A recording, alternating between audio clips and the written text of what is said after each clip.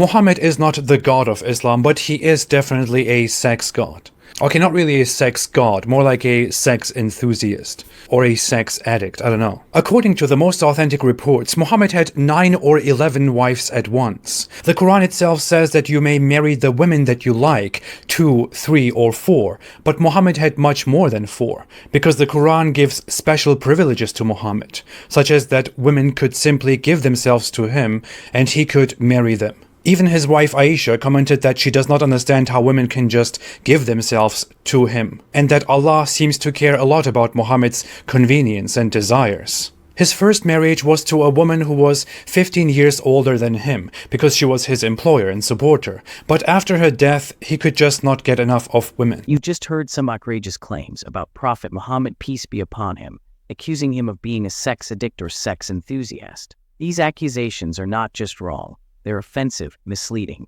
and based on distortions. Let's break down the truth, with facts and logic that leave no room for doubt.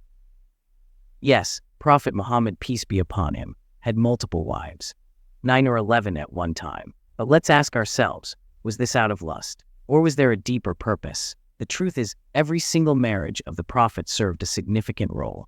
Social welfare. Many of his wives were widows who had lost their husbands in battle. In a society where women, without male protection, were vulnerable, the Prophet married them to provide security and honor. Political strategy. In a tribal society, marriages were the strongest way to form alliances. Marrying women from different tribes helped to unite the fractured Arabian Peninsula under the banner of Islam. Divine purpose.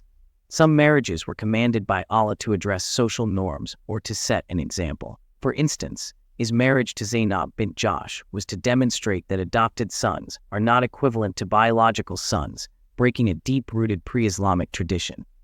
Critics love to point out that the Quran allows men to marry up to 4 wives, but they conveniently ignore that Prophet Muhammad, peace be upon him, was given specific exceptions by Allah, as outlined in Surah Al-Ahzab, verse 50. These exceptions weren't about indulgence.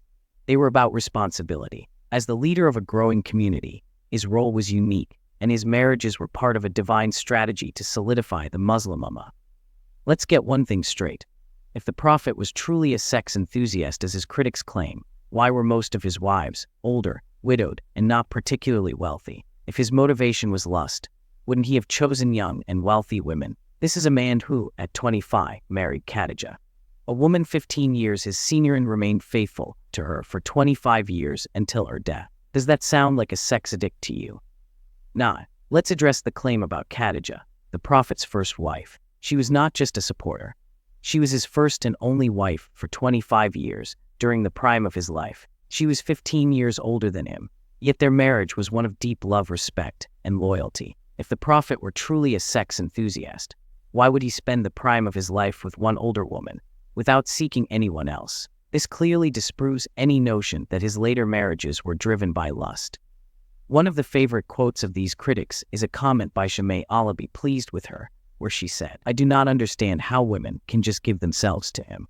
This quote is often taken out of context. She was known for her playful and candid nature. She wasn't criticizing the Prophet.